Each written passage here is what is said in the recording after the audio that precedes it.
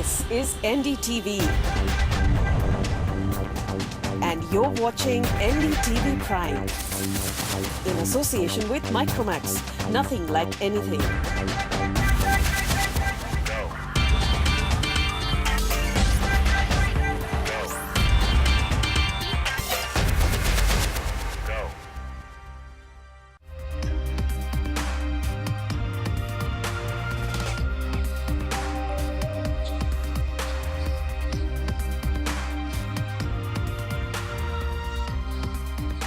Hello and welcome to Crossfire. Imagine some of India's top athletes back when they were in college. Let's look at Dhoni, let's look at Saina Nehwal, let's look at Sania Mirza, let's look at Sunil Chhetri. Do you think it would be fair to them if their teacher told them that while you go out and play all your matches and games, you do need to come back and study and get a certain above passing mark in your exams? Is that a fair thing to tell them? To join us to discuss whether student athletes should get good grades, have to get good grades, to my left is Aditya, who believes that yes, it is necessary, and Sonali to my right, who believes otherwise. Aditya, you have 1 minute. Why do you think it's imperative that they must get good grades? Well, I'll start off with a basic definition of primary education. Primary education is something which will help somebody to cope up with the world, which prepares them for the world. Now, that is something that even in India, most of the kids who are in the poverty-stricken kids, they're not able to cope up. They don't have a chance to survive. So, primary education gives them and empowers them to actually perform better out there in the world. And even in some other definitions, primary education is a process in which a person learns how to teach himself. So considering this, considering the major definition of education, we need to understand that good grades are definitely essential, but the only way you can define any kind of an education is via good grades. So grades are something which is a measuring scale, and unfortunately we do need a measuring scale to understand how much a person has been educated. Okay, valid point. Sonali, why do you believe otherwise? First of all, I'd like to clarify one point. A lot of people have the perception that sports is a side activity and is not as important as traditional modes of learning. Let's also understand that what sports entails. It entails team building. It entails building mental resolve and learning how to deal with disappointing losses and inculcating ambitions. So let's understand that imposing a requirement for good grades in subjects is not really democratic on behalf of students who are excelling in the field of sports and learning these life skills. Second, coming to the point of picking up a very essential primary education, let's understand that for people who excel in sports, there are alternative modes of learning. They could have personal coaches and tutors who can take into account their very distinct and different and taxing sporting schedules in order to frame a very unique pedagogy to teach them these primary skills. And maybe we shouldn't really encourage the traditional form of classroom learning for people who are engaged in sports and who have to travel to tournaments in X or Y number of continents. And I believe that these alternative modes of learning can in fact encourage them to pick up these life skills and learn how to learn themselves while also maintaining their performance in sports. It's a valid point. There are lots of learnings that we get from sports, but is it an either or? Is it you need to be very good at academics or you need to be very good at sports?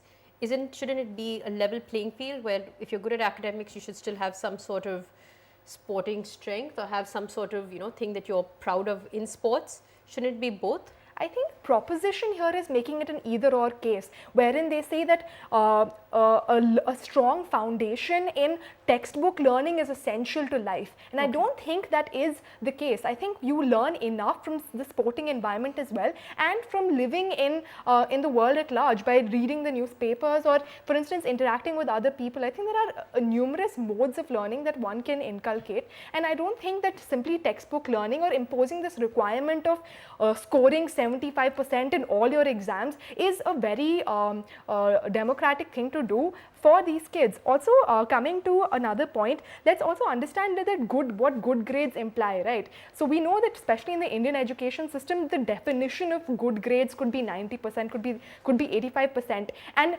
imposing these requirements is going to add to the mental burden of students, of young children who are already dealing with the taxing pressures of the sports arena. So let's understand that we have to assist this talent and not impose further burdens on them. Let's also understand that a lot of children come from poor backgrounds where they necessarily don't have access to the traditional modes of learning, and so this kind of participation in sports is even at a level where there are no grades as such being given out. So I believe that the distinction between sports and academic learning should be maintained, and there shouldn't be a requirement as such, just as there isn't a requirement for an academician to perform very well in the sports arena, there shouldn't be a requirement for a sports guy to perform very well in the academic arena.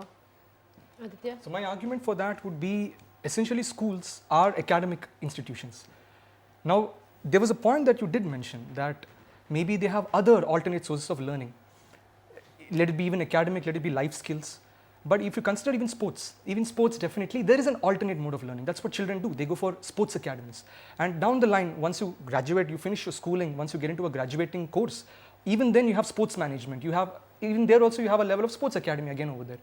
So essentially the primary role of schools over here is to impart the life skills, not merely the sports. And sports can be done definitely. As you know, all the schools, they have it, the classes are mostly till afternoon, after which you have an entire time range in which they can go and practice their sports. So definitely it isn't stopping the children from sports. Now the other important point you did mention is when they go to other countries, over there I need to tell you for a fact that most sports persons who are not educated enough find it very difficult to cope up in an international arena.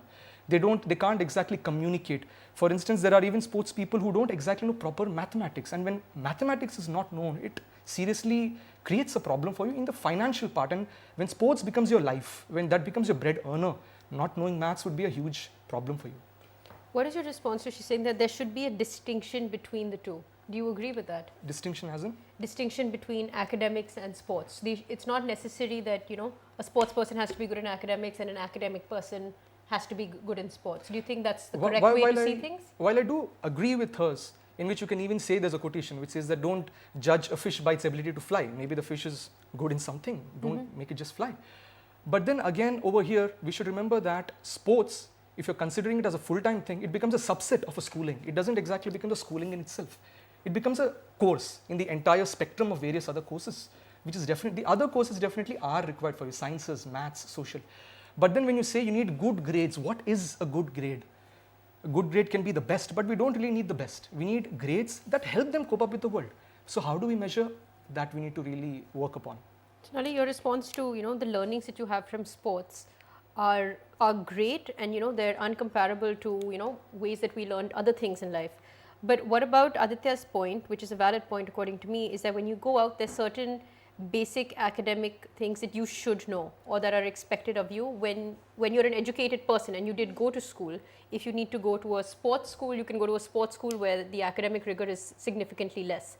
But what about just not knowing the basics for a sports person? So first of all, my argument here is not against educating people who are involved in sports, but essentially not enforcing a burden on them to score a particular grade. Okay, so like you have to score above a 70, that should not be there. Yeah, exactly. And in order for them to pick up certain essential life skills such as communication or financial learning and understanding or mathematics and science, which they could employ in their sporting arena as well, I have mentioned the alternative modes of learning, which is special instructors and tutors that the schools can provide to people who excel in sports and who can frame the schedule such that a child is able to cope with the tournaments that he's attending and also learn. So I believe that a certain kind of understanding needs to develop between the school and the child who is excelling in sports, and not enforce him into mainstreaming his education. Okay. So I believe that by giving them this alternative forms of learning, we're not compromising on their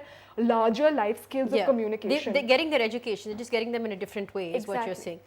Aditya, your response to that you can have maybe someone teaching them at home or extra classes at a certain different time. They are focusing on sports, you got great learnings, and their learnings from academics can be at a different level than others. Right. While I do agree with that point, again, the thing is, the moment you start getting into the dynamics of sports, as in, yes, science is definitely required for sports. A person with brute force cannot beat someone who's flinging the same object at a 45 degrees angle, unless of course the strength is exceptionally high. This can be taught separately, but then it makes itself a course again. And again, when it becomes a course, how do you measure the course? Again, you get grades into the picture. So as long as it is within a schooling structure, there would be a problem, there would be an anomaly. But then that's why we definitely do have sports academies, as I did say, and many children, most people, they go for sports academy, they get trained outside. But at the same time, they have a school. The school gives them the life knowledge, which is again a precursor for getting higher education. And then the major problem that what happens if you don't have sufficient education? After a certain point of time in your life, especially after a midlife situation, what is going to happen to you? Most of the sports persons, we do observe that their performance starts reducing because of the age factor. That is when they start looking out for other options. In these kind of situations, merely depending on others might not really be advisable. It is something that where a family is sustaining on you, you should rather understand the dynamics of everything and you should kind of learn everything. That is where again this grades, good grades comes into the pictures. When it comes to everyone being good at something, whether it's academics or sports, is it also fair for somebody who might not be very sporty or might not be very excited about sports, is it necessary for them as well to take part in some sports in school alongside their academics? In my view, They might not be an athlete, yeah, but is it necessary to have both of that? an option must definitely be given, a choice must be given, and at least at a very primary stage, a little bit of nudging, not extreme levels of nudging where you encourage the children to run, because most people, they don't know what they are good at until someone nudges them to discover it. Yeah, absolutely. So that's, yeah. Sonali, your response to what Aditya said?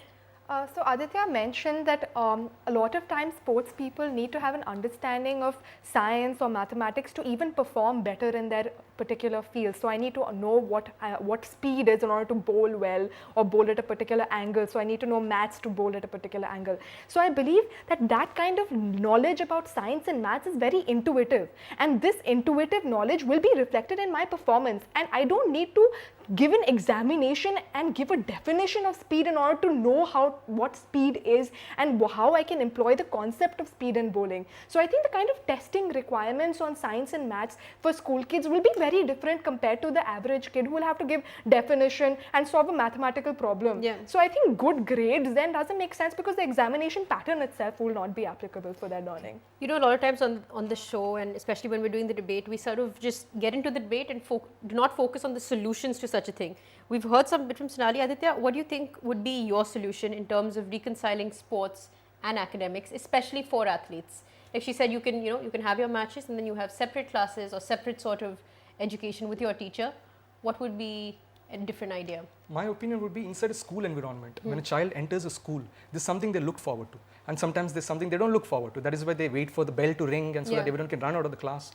So when a child enters, if the first thought that comes into his mind is, I'm going to play a game today, I'm going to have sports today, he will not really focus on the class. The entire focus would by default be on the sports. So instead, even if you do train them in sports, I believe that we need separate institutions, which definitely are there. That's my opinion. Okay, so actually good points on both sides. He's saying a separate institution all for sports. You're saying they can be together, students who aren't taking part in sports and those who are, but have different types of teaching that they might have with their teacher either at home or later. So valid points on both sides. Thank you, Aditya, and thank you, Sonali, for joining us on the debate. I'm going to wrap up with the point that Aditya made earlier. You shouldn't judge a fish by its ability to fly, which I think is very true, and I do wonder what our Indian athletes do think about this debate and whether they did actually get good marks in college or whether they didn't really give that much importance. We're going to slip into a short break, but don't go away. We have lots more on the other side.